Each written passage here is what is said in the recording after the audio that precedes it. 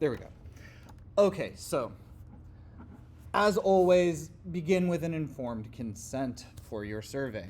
So the informed consent, which I'll get to you on Scholar, is right here. This is what is pre-approved by the IRB for you to use. So you don't really have a lot of critical thought that's necessary here. There are things that I want you to fill in yourself, just to be in the practice of doing it, and so you critically think about your project, and because every project will be a little bit different from one another. But here's a completed example here. I'm going to go ahead and use this as our example informed consent. I'll put that right there. So I am going to create a new section. So you by default start with the first section. And so in Google Forms, a section basically translates to a page on your respondent's browser. And so your respondent will only see one section at a time. And so we're going to split up our survey into two different sections because I want the first section to be the informed consent. And I don't want anybody to get to the second section unless it's the case that they've agreed to the informed consent. So to add a question, or really to add anything, you've got this little widget that follows your screen as you scroll up and down. This is where you add literally any question. You can import a question, you can add titles, descriptors, images, video, all sorts of stuff. But the most useful buttons here are add question and add section. In particular, once you've added another section for this, you probably won't have to add a third section, but it's good to know where it is. So we're going to go ahead and add a question. It pops up with a default of multiple choice, which is good in this case because we do want to use a multiple choice question. I'm going to go ahead and put, do you agree to participate? So I'll just mimic what I have here. Yes. And this bit right here, you wouldn't actually put in the survey. I guess this is just part of the example template. So I'm going to do yes and no.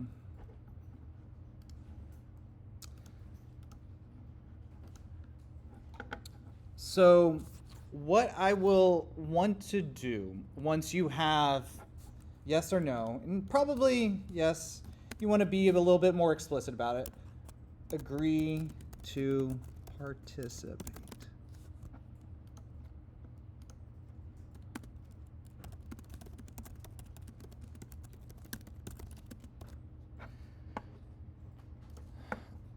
So once you have your options, you'll want to click the three dots here in the corner of the question and select Go To Section Based on Answer. So that's going to pop up two drop-down menus next to your questions. It'll give you a drop-down menu for not each question, but for each option. So for each option, you'll get this new drop-down menu. So for yes, agree to participate, go ahead and leave it at continue to next section. If they do not, tell it to go ahead and submit the form. So you will still see them in your final data, but there'll be blank cases that you can just quickly delete. And so, yeah, that's setting up informed participation. It's really, really important, or not informed participation, informed consent. It's really, really important that you have your informed consent be the very first thing that your respondents see, and you have a question that has this branching logic at the end. where if they agree to participate, it sends them onto your survey, and if they say no, then it just goes ahead and submits the form without taking any further data from them. So for the next section, I'm going to do an example of what you'll be doing in trying to measure some sort of affective response from your respondents based on an image. So I'm going to go ahead and add a question, and I'm going to add an image to it. And this is an image that I've been using for this example. And Andrew and Amanda. So this, by the way, is my brother and sister-in-law. I'm not sure if they would or would not appreciate that I'm using their Facebook photos as examples in class, but I am. So quite simply, all you have to do is click the photo button or icon right next to the question and input your question. How comfortable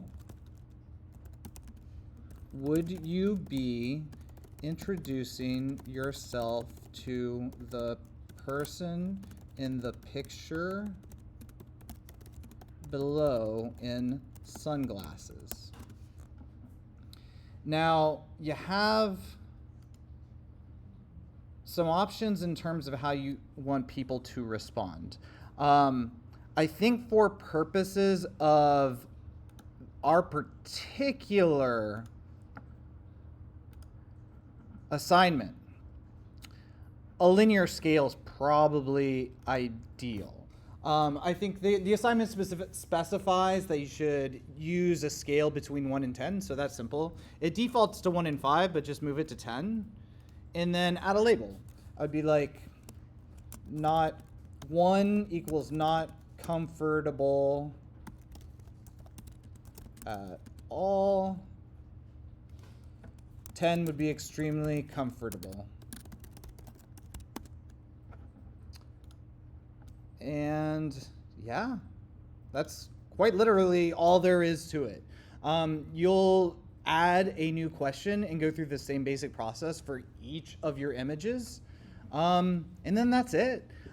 This is relatively simple. Like I said, it should end up taking your respondents less than 5 minutes to do, which is great because generally the less time something takes to do, the more respondents you end up getting. So in your distribution template, I would 100% emphasize that this is going to take less than 5 minutes to do, and it's going to end up being a lot more effective in terms of just getting people to pour in and take your survey. So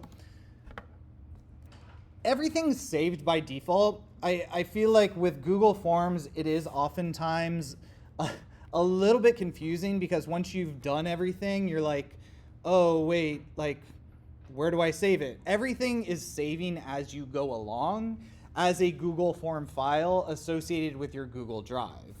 So in order to get a link to distribute, all you have to do is click the send button, go here. I would definitely shorten the link and then copy your link. That's it. And then you will post that link not only wherever you distribute your survey, but you will also post that in Scholar for this assignment, and that's what I'll associate a grade with. So one additional thing, though, is you need to add me as a collaborator. So if you click on the 3 dots in the upper right-hand corner and go to Add Collaborators, I'm already here by default because this is my account, but let's say I wanted to add Dr. Timmer. I would just add her as an editor. You don't have to notify me. In fact, I would request that you don't, because I don't need an email for this because I'll see your link. But yeah, and then just click share. And I'm not going to share this because it would probably just confuse Dr. Timmer. So yeah, as far as settings go, it defaults to do not collect email addresses. So That's good. So it does give you the option to collect email addresses or only collect from verified Google accounts. You do not want that because you want literally anybody and everybody to be able to take your survey. So just make sure that it's not collecting email accounts. This by default right here is always on. This is the one setting that you will have to change.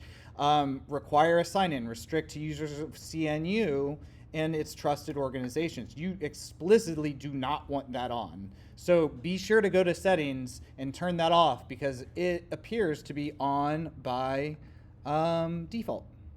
And then I think the rest of the default options are really okay. As long as you're not requiring people to be a CNU institutional account holder, you're not collecting email addresses, you're going to be able to get this to, anybody and everybody that's able to click your link. Eventually, when you get your respondents come in, if you go to responses, you'll see the responses populate. You'll be able to see a Google Sheets form that has all the specific responses, but we're not going to concern ourselves with that until we get to the last assignment in the Mixed Methods project. So, all that said, that is Google Forms survey making.